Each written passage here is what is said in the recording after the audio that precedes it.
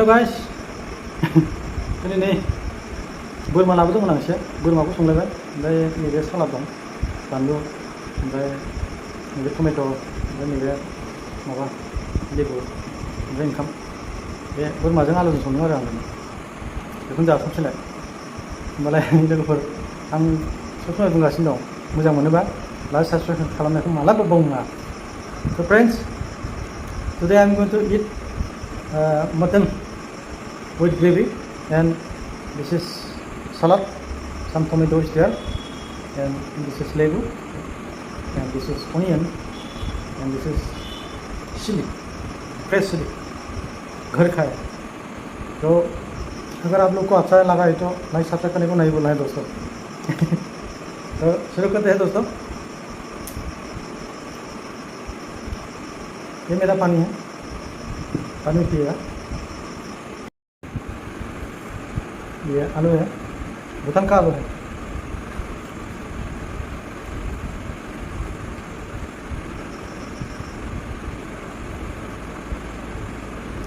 ये भी लोकल लेबू है।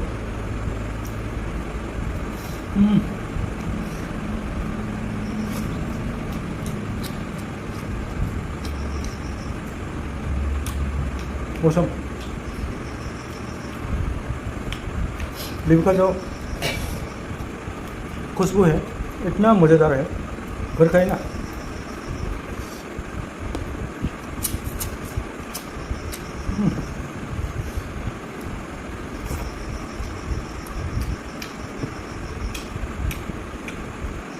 बढ़िया है।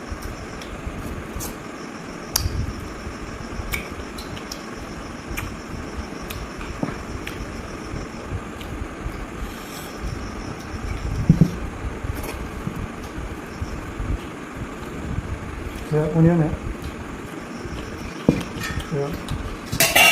ग्रीन चिली,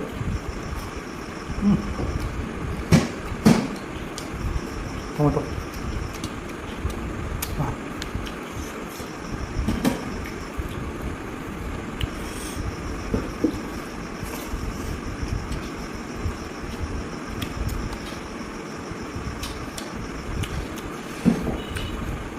तो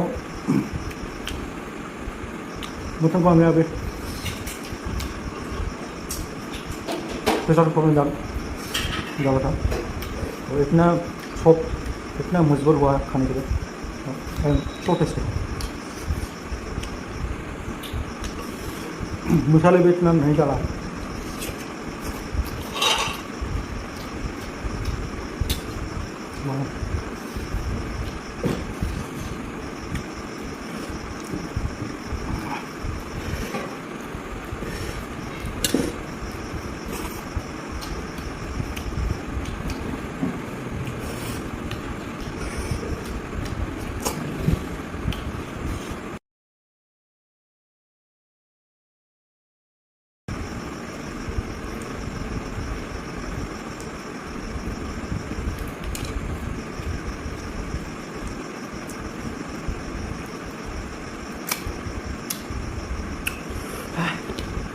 लकेल लेबु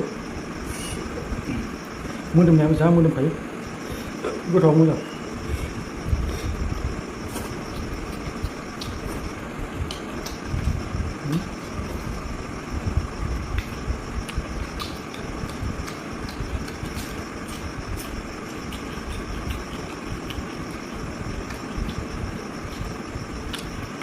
बोरमा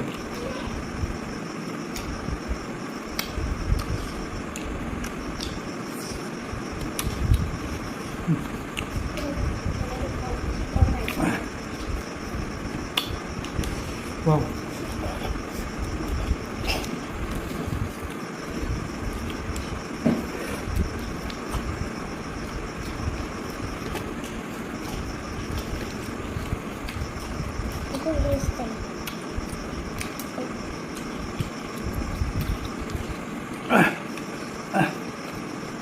Papa, this is It is so spicy.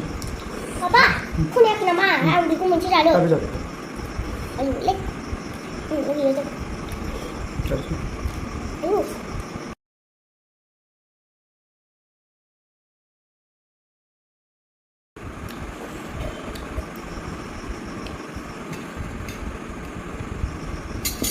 जोब्बायानो जाबाय ओमफ्राय नैबे सामब्राम गुफुर एवनाय नामा